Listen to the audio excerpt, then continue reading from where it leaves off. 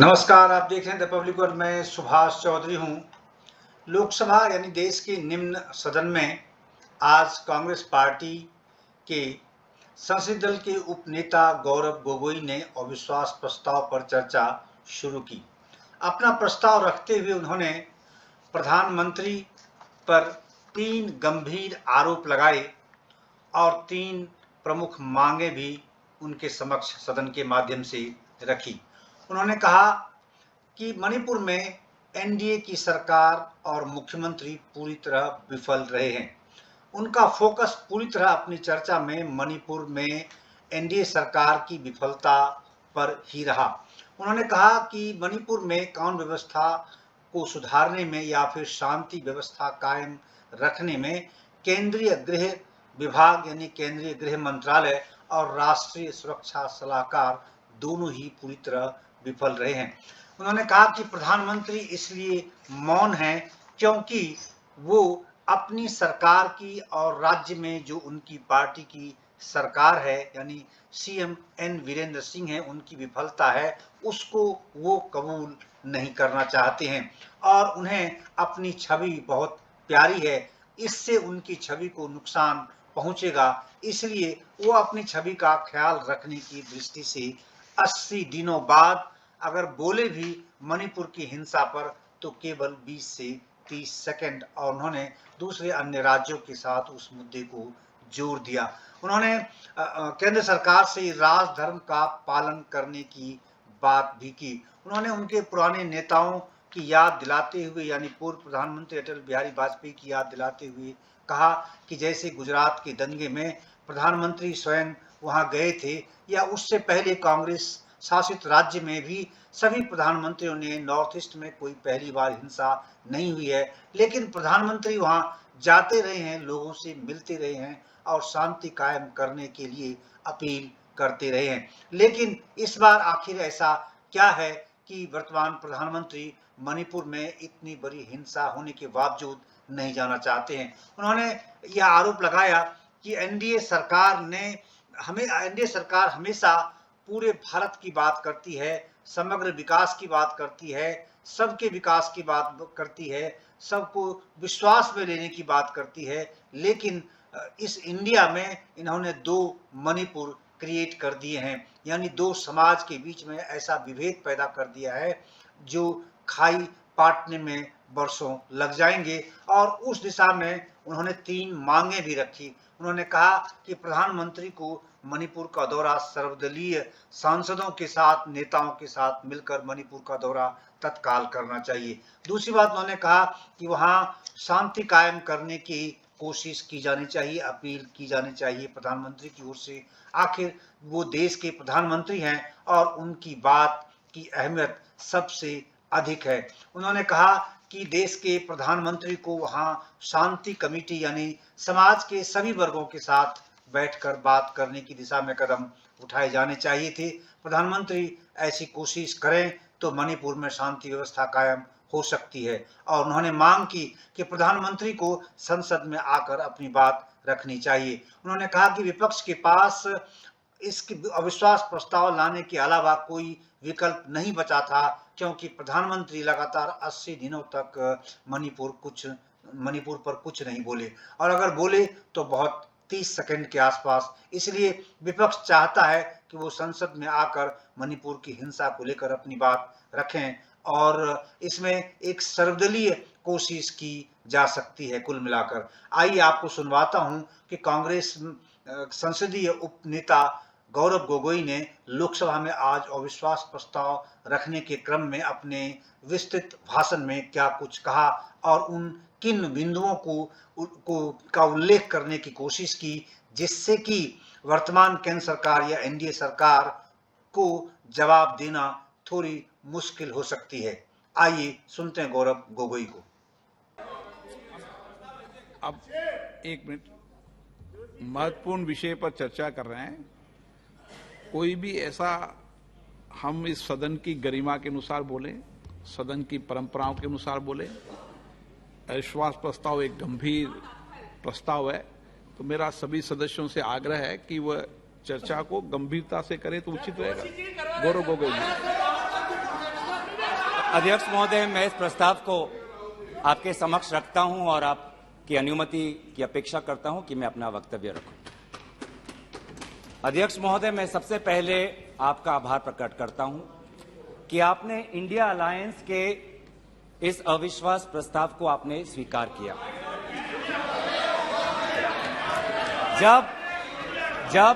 जब आपने पूछा कि इस अविश्वास प्रस्ताव के समर्थन में कौन कौन खड़ा है, तो मैं इस मंच से हमारे सारे इंडिया अलायंस दलों के सांसदों को मैं धन्यवाद और आभार प्रकट करता हूं। सर, ये अविश्वास प्रस्ताव हमारी मजबूरी है। ये हमारी मजबूरी है कि हम अविश्वास प्रस्ताव हमें लाना पड़ा, क्योंकि ये बात कभी भी संख्या की नहीं थी। ये बात हमेशा इंसाफ की थी, मणिपुर के इंसाफ की थी। आप पहले प्रस्ताव रख दो आप पहले। सर, प्रस्ताव मैंने आपसे अनुमति मांगा, मैं प्रस्ताव आगे करता हूं। मैंने शुरुआत में उनकी अनुमति मांगी। मैं ये इंसाफ मणिपुर की है, मणिपुर के लिए है। इंसाफ है। मैं पढ़ूं महोदय, मैं निम्नलिखित प्रस्ताव पेश करता हूं कि ये सभा मंत्री परिषद में विश्वास का भाव व्यक्त करती है। सर, अध्यक्ष महोदय, ये अविश्वास प्रस्ताव मणिपुर के लिए हम लाए हैं, इंडिया अलायंस, क्योंकि मणिपुर आज इंसाफ मांगता है। मणिपुर का युवा इंसाफ मांगता है, मणिपुर की बेटी इंसाफ मांगती है, मणिपुर के किसान इंसाफ मांगते हैं, मणिपुर के छात्र इंसाफ मांगते हैं। और मार्टिन लूथर किंग ने कहा है, मार्टिन लूथर किंग ने कहा है कि अगर कहीं भी नाइंसाफी हो तो वो हर जगह के लिए इंसाफ का खतरा बन सकता है। Injustice anywhere is a threat to justice everywhere. तो ये जो घटनाएं मणिपुर में हो रही है, इसको ये हम ना समझे कि उत्तर पूर्वांचल के किसी कोने में हो रहा है, ये भारत में हो रहा है। सर, अगर मणिपुर जल रहा है तो भारत जल रहा है। अगर मणिपुर में आग लगी है तो भारत में आग लगी है। अगर मणिपुर विभाजित हुआ है तो भारत विभाजित हुआ है। तो आज हम सिर्फ मणिपुर की बात नहीं कर रहे, हम भारत की बात कर रहे हैं। सर, हमारी मांग स्पष्ट थी कि देश के मुखिया होने के नाते प्रधानमंत्री सदन में आए, अपनी बात रखे, अपनी संवेदना प्रकट करे और उस पर सारे पार्टी समर्थन दे और मणिपुर को एक संदेश जाए कि इस दुख की घड़ी में पूरा सदन मणिपुर के साथ है, हम मणिपुर में शांति चाहते हैं। यह हमारी अपेक्षा थी, यह हमारी अपेक्षा थी। लेकिन अफसोस की बात है कि ऐसा नहीं हुआ। प्रधानमंत्री महोदय ने एक मौन व्रत लिया कि सदन में ना लोकसभा में कुछ बोलेंगे, ना राज्यसभा में कुछ बोलेंगे। और इसीलिए अध्यक्ष महोदय, ये नौबत आनी पड़ी कि हम अविश्वास प्रस्ताव के द्वारा प्रधानमंत्री मोदी जी का मौन व्रत हम तोड़ना चाहते हैं। सर, साफ साफ 3 सवाल है प्रधानमंत्री महोदय से। सवाल पहला कि आज तक वो मणिपुर क्यों नहीं गए? राहुल जी गए, इंडिया अलायंस के विभिन्न पार्टीज गए, गृह मंत्री जी गए, एमओएस होम गए, पर देश के मुखिया होने के नाते प्रधानमंत्री मोदी जी क्यों नहीं गए? ये है सवाल पहला। सवाल दूसरा कि लगभग 80 दिन क्यों लगे प्रधानमंत्री मोदी जी को मणिपुर पे कुछ बोलने के लिए, और जब बोले तो सिर्फ 30 सेकंड के लिए बोले, और उसके पश्चात आज तक भी प्रधानमंत्री मोदी जी की तरफ से ना कोई संवेदना का शब्द, ना कोई शांति की याचना। मंत्री मंडल बोल रहे हैं कि हम बोलेंगे, हम बोलेंगे। आप बोलें, आपको किसी ने नहीं रोका। लेकिन प्रधानमंत्री मोदी जी एक प्रधानमंत्री होने के नाते उनके शब्दों में जो महत्व है वो किसी मंत्री के शब्दों में नहीं है। माफ कीजिएगा। प्रधानमंत्री मोदी जी अगर प्रधानमंत्री होने के नाते एक शांति की पहल करें उस कदम में जो ताकत है वो किसी मंत्री या किसी सांसद में वो ताकत नहीं है, एक प्रधानमंत्री होने के नाते। सवाल हमारा तीसरा कि प्रधानमंत्री जी ने आज तक मणिपुर के मुख्यमंत्री को बर्खास्त क्यों नहीं किया? आपने गुजरात में जब निर्वाचन आए, गुजरात में जब आपको अपनी राजनीति करनी थी तो गुजरात में मुख्यमंत्री बदल दिए, एक बार नहीं 2 बार। उत्तराखंड में निर्वाचन आ रहे थे तो उत्तराखंड में 1 बार, 2 बार, 3 बार, 4 बार शायद आपने मुख्यमंत्री बदल किए। त्रिपुरा में निर्वाचन आए तो त्रिपुरा में भी आपने निर्वाचन आपने से पहले आप मुख्यमंत्री को बदला। मणिपुर के मुख्यमंत्री में ऐसा क्या आपने विशेष आपका आशीर्वाद आप दे रहे हैं जिन्होंने खुद कबूल किया है कि आज मेरे कारण एक इंटेलिजेंस फेलियर हुआ है? ये 3 सवाल हैं सर, और शायद इन 3 सवालों का 3 उत्तर भी है। प्रधानमंत्री मोदी जी मणिपुर पर क्यों मौन हैं? शायद उस प्रश्न का उत्तर भी 3 है। पहला उत्तर कि प्रधानमंत्री मोदी जी को कबूल करना पड़ेगा कि उनकी डबल इंजन की सरकार, उनकी सरकार मणिपुर में व्यर्थ हो गई है, विफल हो चुकी है। इसीलिए आज मणिपुर में 150 लोग मरे, लगभग 5000 घर जलाए गए, लगभग 60,000 लोगों आज शिविर में हैं, लगभग 6500 FIR है। और मुख्यमंत्री, प्रदेश के मुख्यमंत्री होने के नाते जो एक संवाद का वातावरण बनाना चाहिए था, जो एक शांति, अमन और सद्भावना का एक वातावरण जो बनाना चाहिए था, आज उन्होंने सिर्फ मई महीने से नहीं, पिछले 2-3 सालों से ऐसे कुछ भड़काऊ उन्होंने कदम लिए हैं जो आज समाज के बीच में तनाव पैदा हो गया है। आज हम मणिपुर गए हैं, क्या मणिपुर में यह सबसे पहला हिंसा हुआ है? नहीं। क्या उत्तर पूर्वांचल में यह सबसे पहला हिंसा हुआ है? नहीं। इससे पहले भी हुए हैं, मणिपुर में भी हुए हैं। मैं खुद उत्तर पूर्वांचल का हूं, मैं खुद जिम्मेवारी से कहता हूं कि हुए हैं, लेकिन पहली बार, अरे आप में से तो कोई गया भी नहीं, आप क्या जानेंगे? पहले जाओ और फिर हमें परामर्श दो, पहले आप लोग जाओ। सर हम गए और बहुत दुख हुआ कि हमने समाज में 2 वर्गों के बीच ऐसा बंटवारा, समाज के 2 वर्गों के बीच हृदय में इतना आक्रोश, इतना गुस्सा हमने पहले कभी नहीं देखा। हमने पहले कभी भी नहीं देखा कि आज समाज का एक वर्ग दूसरे के प्रति बदले की भाषा का प्रयोग कर रहा है। हमने कभी भी नहीं देखा कि एक प्रदेश में एक ऐसी लकीर खींच दी गई है कि पहाड़ पे एक वर्ग के लोग रहते हैं और वैली में एक वर्ग के लोग रहते हैं। अफसोस की बात है सर कि जो सरकार एक इंडिया की बात करती है, आज उन्होंने 2 मणिपुर आपने बना दिए हैं। आपके राजनीति से 2 मणिपुर आज बन गए। मैं मणिपुर के मुख्यमंत्री को, इस सदन से पूर्व प्रधानमंत्री वाजपेयी जी की राजधर्मों को याद करने के लिए सलाह दूंगा, जिन्होंने कहा कि राजा के लिए, शासक के लिए प्रजा में भेद नहीं हो सकता, ना जन्म के आधार पर, ना जाति के आधार पर, ना समुदाय के आधार पर।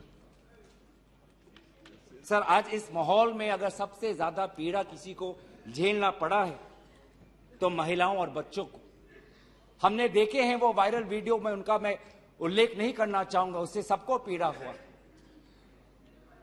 पर ऐसे मुख्यमंत्री जी ने स्वयं कहे कि ऐसे 100 FIRs हैं। हम भी गए हैं सर, इंडिया डेलीगेशन, हमारे संसदीय दल, उस परिवार से हम मिलके आए हैं जिसमें 2 महिलाओं के साथ इतना बुरा व्यवहार हुआ, अत्याचार हुआ। हमने ऐसे भी एक परिवार से मिले जिसमें एक 80 साल की महिला, जो एक स्वतंत्रता संग्रामी की पत्नी थी, उसको घर के अंदर बंद करके जिंदा जला दिया। जो 2 महिला जिसको लेकर आज सुप्रीम कोर्ट तक ये बात गई है, उसमें से एक महिला का पति कारगिल में हमारे देश के लिए हमारी सीमा को सुरक्षा कर रहा था। वो कारगिल का जवान बोल रहा है मैंने देश को बचाया, पर मैं अपने घर और अपने परिवार को नहीं बचा पाया। जब हम उनसे मिलते हैं तो हमको क्या कहें? आप लोग कहते हैं हम फोटो ऑप करने गए थे। सर, दुख के समय में संवेदना उनको देने गए थे। आज महिलाओं, बच्चों के साथ आऊंगा, अब सारे बातों पे आऊंगा, सब पे आऊंगा। धर्मीय जगह को भी बख्शा नहीं गया। धर्मीय अनुष्ठान पर भी आज भीड़ घुसी और उसका असम्मान किया। आज इंटरनेट नहीं है। आप कहते हैं कि सब नॉर्मल है, स्थिर है। आज भी इंटरनेट नहीं है, बच्चे स्कूल नहीं जा पा रहे, लोग अपनी बातें नहीं रख पा रहे। आज भी कितनी महिलाओं पर अत्याचार हुआ है, वो अपनी बात ही नहीं रख पा रहे। वो तो वीडियो वायरल हो गया, नहीं तो मुझे लगता था कि आज तक प्रधानमंत्री मोदी जी मौन रहते अगर वीडियो वायरल नहीं होता। पर ऐसे हजार से ऐसे अत्याचार हुए। लेकिन वहां के मुख्यमंत्री क्या कहते हैं? अभी ड्रग्स के ऊपर वो बोलते हैं कि ये सब ड्रग्स के लिए हुआ है। अध्यक्ष महोदय, बहुत गंभीर पूर्वक मैं ये बात अपने आपके समक्ष सदन में रख रहा हूं कि मणिपुर के मुख्यमंत्री के कार्यालय से जब एक ड्रग माफिया के बड़े नेता को वहां की पुलिस ने पकड़ा तो मुख्यमंत्री के दफ्तर से फोन गया कि उस ड्रग के माफिया को बचाओ, रिहा करो। और वो ड्रग का माफिया कौन था? वो ड्रग का माफिया आप ही की दल के ऑटोनोमस डिस्ट्रिक्ट काउंसिल के चेयरमैन थे, जो वहां पे जब इटोचा सिंह को पकड़ा गया, लोयांग नांगबंग इटोचा, जब इस व्यक्ति को पकड़ा गया तो मुख्यमंत्री के दफ्तर से फोन गया कि इसको रिहा करो। और ये इटोचा कौन है? वहीं के राज्य सरकार के पीएचई मिनिस्टर सुशील द्रो के भाई हैं। आज ये इन सरकार राज्य में ड्रग्स की बात करते हैं, ड्रग्स के साथ मुख्यमंत्री महोदय के दफ्तर का ताल्लुकात है। ये बात मैं नहीं कर रहा, वो पुलिस अफसर जिनको इनकी राज्य सरकार ने मेडल दिया, वो आज वो बात कर रही है कि ये सरकार ने मुझे मेडल दिया और यही सरकार मुझे ड्रग से जुड़े हुए इनके दल के नेताओं को छोड़ने के लिए कह रही है। उन्होंने अपना मेडल वापस कर दिया राज्य सरकार। पॉपी फार्मिंग की बात करते हैं।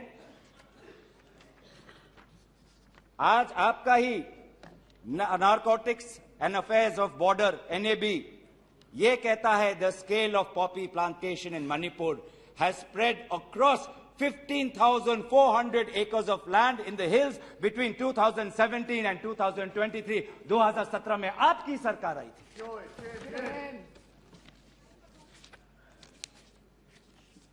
आज इंडियन फॉरेस्ट सर्वे रिपोर्ट 2021 में कहता है that within 2 years time the forest area of Manipur has decreased by 248.63 square kilometers.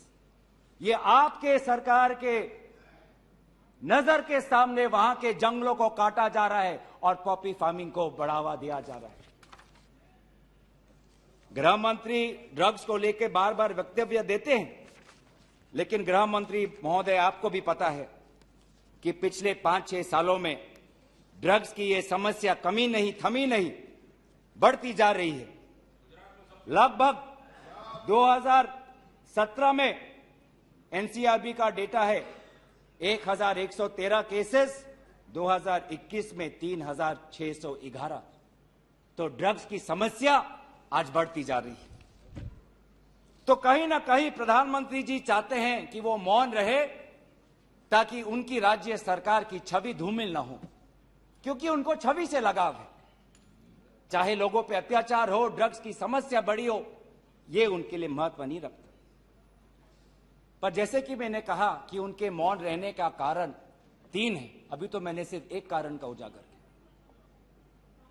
और दूसरा कारण यह है, और बहुत मैं सम्मानपूर्वक ये बात कहना चाहता हूं,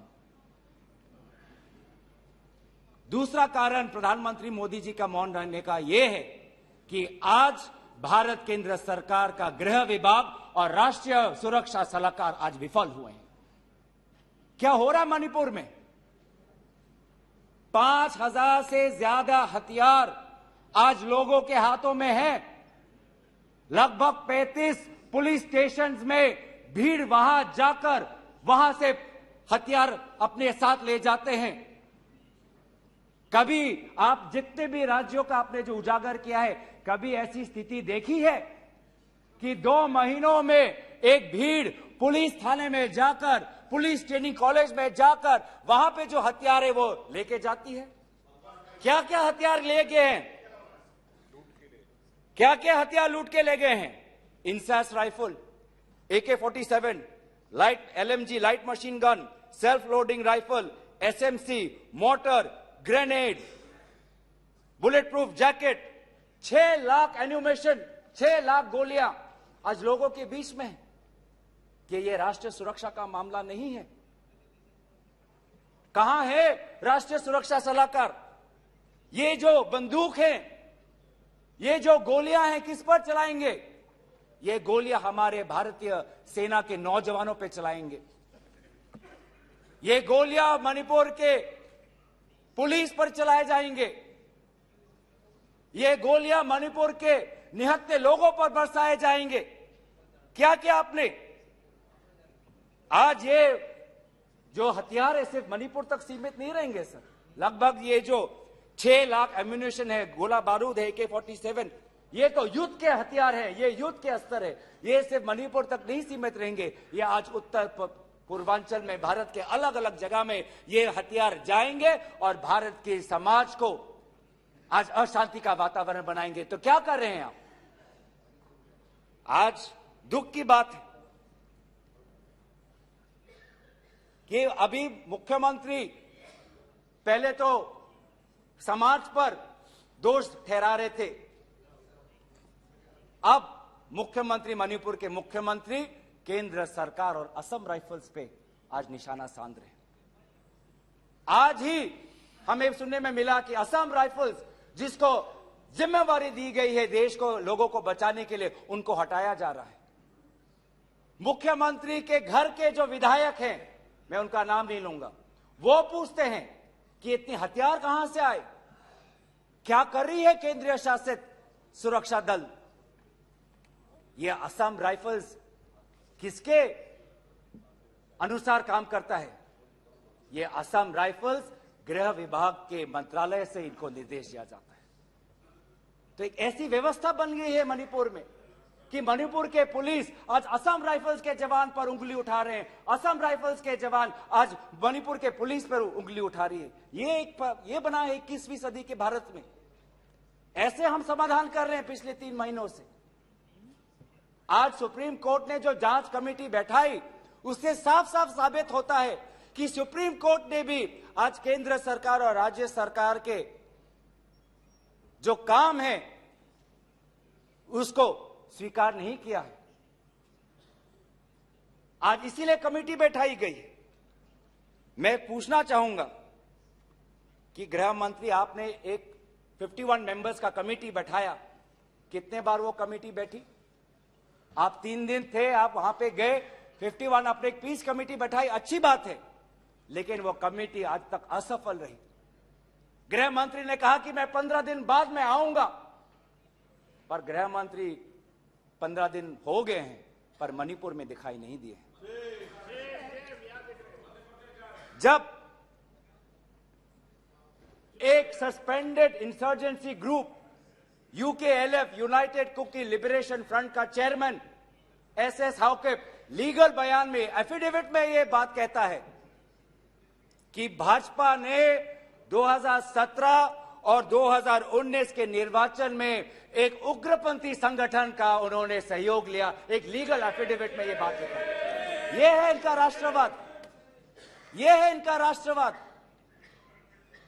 जो राष्ट्रवाद देश की अखंडता को आज सत्य के दांव पे आज भूल चुका है। ये राष्ट्रवाद है कि जो आज देश की अखंडता के साथ खिलवाड़ कर रहा है। आज उत्तर पूर्वांचल में आपके बड़े बड़े जो भी बातें हैं सारे अभी तक नाकाम रहे। एनआरसी की बात करते हैं, आज तक एनआरसी असम में लागू नहीं हुआ। सीएए की बात करते हैं, ऐसा एक माहौल वहां पे हुआ कि पूर्व जापान के प्रधानमंत्री असम नहीं जा पाए। नागा पीस फ्रेमवर्क 8 साल हो गए, अभी तक हमने नहीं देखा कि ये नागा पीस फ्रेमवर्क में हुआ क्या है। गृह मंत्री आज नागा विधायक से अलग से मिलते हैं, मणिपुर के से आए हुए कुकी विधायक से अलग से मिलते हैं। क्यों नहीं आप सबको एक साथ मिलकर बुलाएं और शांति की अपेक्षा करें? ये अलग अलग मीटिंग क्यों? ऐसे उत्तर पूर्वांचल की समस्या नहीं सुलझेगी कि अगर आप समाज, जाति, धर्म के आधार पर बंटवारा करें। आपको साथ में लेना पड़ेगा। पहली बार हम ये देख रहे हैं कि 2 उत्तर पूर्वांचल के राज्य असम और मिजोरम के पुलिस अफसर एक दूसरे पे गोली चला रहे। ये आपकी राष्ट्रीय सुरक्षा की नीति है। इसी बात का उजागर राहुल गांधी जी ने इस सदन में किया था जब उन्होंने आपको चेतावनी दी थी कि आप उत्तर पूर्वांचल के साथ खिलवाड़ कर रहे हो। उत्तर पूर्वांचल हमारे देश का हिस्सा है, इन्होंने कहा था। आज जो तीसरा कारण मैं आना चाहता हूं जिसके कारण प्रधानमंत्री मोदी जी मौन है। पहला, उनकी राज्य सरकार विफल थी। दूसरा, उनका गृह विभाग और राष्ट्रीय सुरक्षा सलाहकार विफल रहे। और तीसरा, प्रधानमंत्री मोदी जी के मौन रहने का कि वो अपनी भूल कबूल करना नहीं चाहते। अगर वो बोले तो कि उनकी चूक हुई है राज्य सरकार से, तो ये भूल वो कभी जनता के सामने कबूल नहीं करना चाहते, मौन रहना पसंद करते हैं। और ये पहली बार नहीं हुआ है। ये पहली बार नहीं हुआ है जब भारत के स्वर्ण पदक लाने वाले कुश्ती के महिला खिलाड़ी जब सड़क पे जब विरोध कर रहे थे तो प्रधानमंत्री मौन थे। जब 750 किसान आंदोलन पे उनकी जीवन गई, बलिदान दिया, शहीद हुए तो प्रधानमंत्री मौन थे। जब 2020 में दिल्ली में रायट्स हुए, दंगे हुए, पर विदेश के एक सरकार के नेता आए थे, उस समय भी प्रधानमंत्री मौन थे। जब अडानी पर इसी सदन में राहुल गांधी जी ने प्रधानमंत्री मोदी जी से सवाल किया कि कितने बार अडानी जी एक विशेष कंपनी को प्रधानमंत्री के साथ जाने पर उनको सुविधा हुआ, तो प्रधानमंत्री मोदी जी मौन थे। जब हम बार बार पूछते हैं,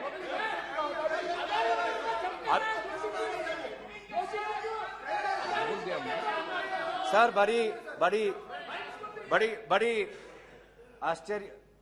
आश्चर्य की बात है कि सर कि अभी तक मैंने प्रधानमंत्री का नाम लिया, अभी तक मैंने मुख्यमंत्री का नाम लिया, अभी तक मैंने गृह मंत्री का नाम लिया, अभी तक इन उनकी तरफ से विरोध नहीं आया। लेकिन जब एक विशेष कंपनी के मालिक का नाम लिया तो ये सारे मंत्री और सांसद खड़े हो गए।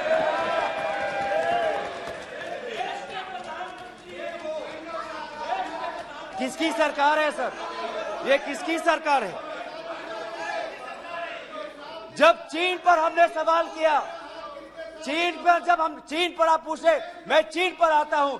जब चीन पर हमने सवाल किया कि चीन हमारे सीमा के अंदर कितने किलोमीटर पर है, तो प्रधानमंत्री मोदी जी मौन रहे। प्रधानमंत्री मोदी जी ने G20 के बाली समिट में प्रेसिडेंट शी जिनपिंग के साथ क्या बातचीत की, उनके विदेश मंत्रालय ने इसको छुपाने की कोशिश की। लेकिन जब चीन के विदेश मंत्रालय से बात आई तो भारत सरकार के विदेश मंत्रालय ने खुद कबूल किया कि हाँ, हमने ये बात छुपाई थी कि बहुत संवेदनशील बातें प्रधानमंत्री मोदी जी ने शी जिनपिंग के साथ बाली में किया। हम पूछना चाहते हैं कि क्या बातें की आपने, क्या समझौता हुआ, क्या बताएंगे?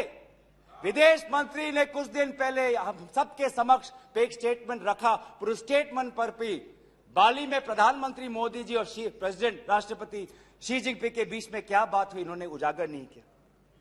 आप चीन की बात करते हैं, आप चीन की बात करते हैं, तो प्रधानमंत्री मोदी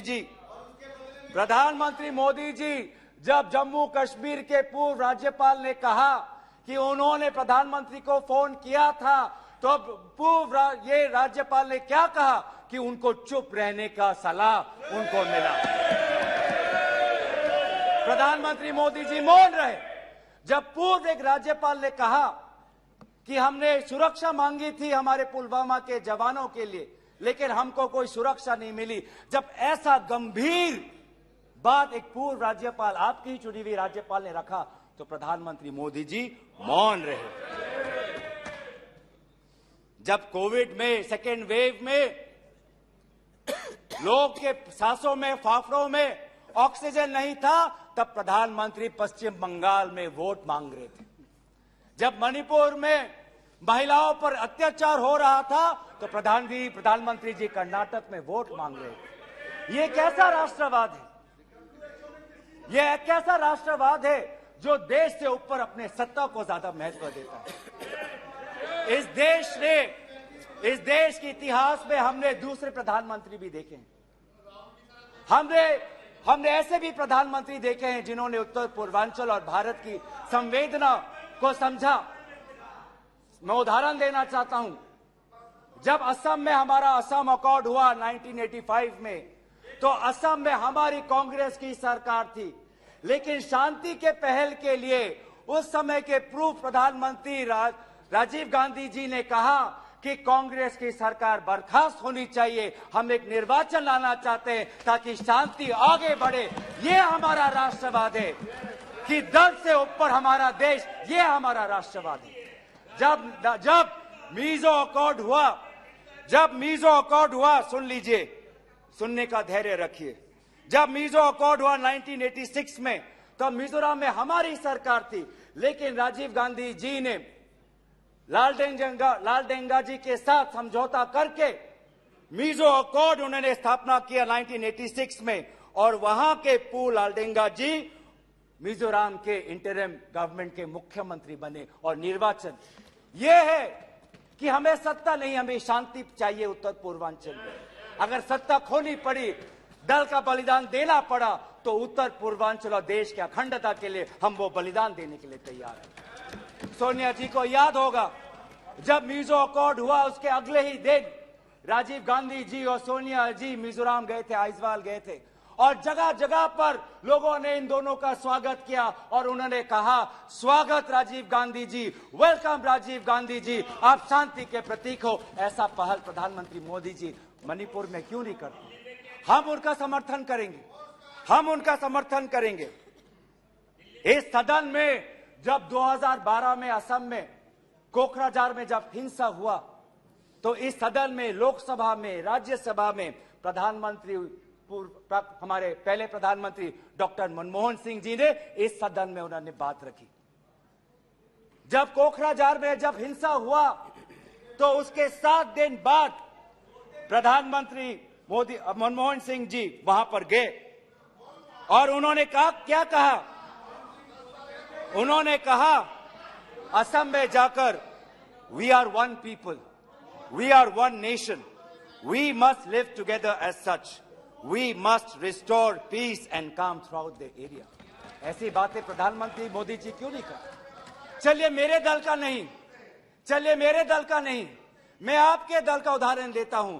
जब 2002 में गुजरात में जब दंगे हुए, तो उस समय के प्रधानमंत्री वाजपेयी जी गुजरात गए थे, शाह आलम के वो रेफ्यूजी कैंप में गए थे। तो सीधा सर, मैं प्रधानमंत्री जी से 3 में हमारी याचना है। 3 हमारी याचना है। याचना 1 कि वो सदन में आकर अपनी बात रखे, लोकसभा में आए और राज्यसभा में भी जाएं, लोकसभा में भी आए और राज्यसभा में भी जाए। हमारी याचना 2 कि वो मणिपुर जाए और पूरे पार्टी को लेके जाए। ये बात हमने सदन के प्रारंभ होने से भी पहले कहा था कि अगर प्रधानमंत्री पूरा मणिपुर को में एक ऑल पार्टी डेलीगेशन लेके जाएंगे तो हम सब उसमें शामिल होंगे। और हमारा 3 ये याचना है कि मणिपुर के विभिन्न समाज सेवक संगठनों को बुलाकर एक मीटिंग करिए, शांति का एक पहल रखिए। लेकिन प्रधानमंत्री क्या कर रहे हैं? प्रधानमंत्री आज इंडिया अलायंस को बदनाम करने में तुले हैं, देश के नाम को आज बदनाम करने में तुले हैं। अफसोस की बात है, अफसोस की बात है, जब आप पॉपुलर फ्रंट ऑफ इंडिया की बात करते हैं, इंडिया मुजाहिदीन की बात करते हैं, ईस्ट इंडिया कंपनी की बात करते हैं, तो हम इंडियन इंस्टीट्यूट ऑफ टेक्नोलॉजी की बात करते हैं, हम इंडियन स्पेस रिसर्च ऑर्गेनाइजेशन की बात करते हैं, हम इंडियन पुलिस फोर्स की बात करते हैं, हम इंडियन एयरफोर्स की बात करते हैं। आप जब इंडिया को बदनाम करते हैं तो हमें तो भारत का तिरंगा दिखता है, जहां पे गेरुआ है, सफेद है, हरा है और बीच में अशोका चक्र है। आज नफरत एक हथियार बन चुका है, नफरत एक हथियार बन चुका है वोट जीतने के लिए। वो चाहे मणिपुर में हो, वो चाहे हरियाणा में हो, वो चाहे कर्नाटक में हो, वो चाहे मध्य प्रदेश में हो। आप जितना भी नफरत फैलाएं, आप जितना भी नफरत फैलाएं, हमने राहुल जी के नेतृत्व में भारत जोड़ो यात्रा किया है। आपके नफरत के बाजार में हम जगह जगह पे मोहब्बत का दुकान खोलेंगे। हम संविधान की सुरक्षा करेंगे। Our constitution that talks about equality, liberty, justice, fraternity, हम इस संविधान के आदर्शों की हम सुरक्षा करेंगे। आप पूंजीपतियों का विकास चाहते हैं, सबका विकास कहते हैं, लेकिन करते हैं पूंजीपतियों का विकास, और वो भी सिर्फ 6 पूंजीपतियों का। आज भारत में एक ऐसा हमने व्यवस्था देखा है कि 6 कंपनियों के पास आज 25% पोर्ट है, 45% सीमेंट प्रोडक्शन है, 33% स्टील प्रोडक्शन है, 60% टेलीकॉम प्रोडक्शन है, 45% कोल प्रोडक्शन है। ये है आपका विकास का मॉडल, ये है आपका विकास का मॉडल। मैं उस कंपनी का नाम नहीं लूंगा जिससे आप उत्तेजित हो जाते हैं,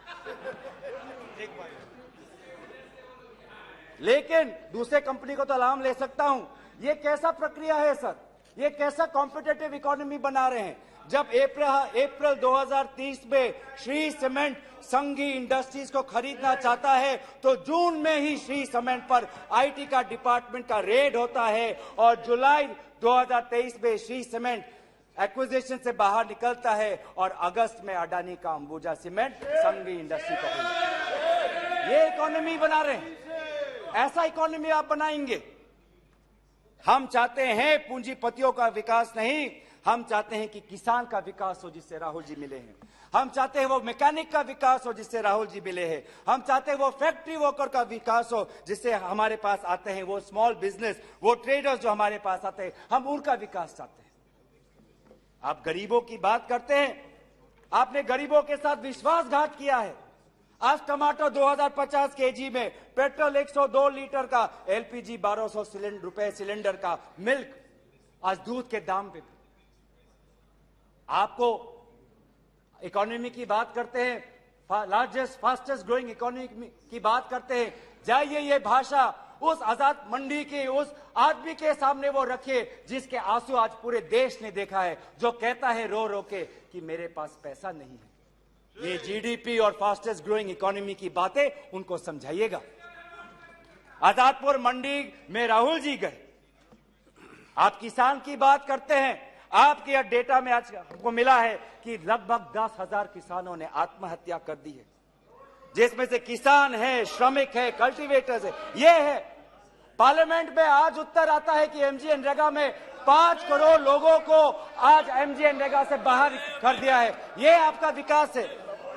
तो सर ये आप गरीबों पे विश्वासघात करिए, हम राजस्थान की तरह देश में महंगाई में हम राहत लाएंगे। आप आदिवासियों में अत्याचार करें, हम आदिवासी छात्र, महिलाओं और एनजीओ के साथ हम भारत को हम जोड़ेंगे और इंडिया को जिताएंगे। India that is a union of states we will protect and we will win. जो 2024 में भारत जीतेगा, इंडिया जीतेगा। इतना अहंकार मत करिए। इन्हीं बातों के साथ मैं अपना प्रस्ताव यहीं पे रखता हूं। धन्यवाद।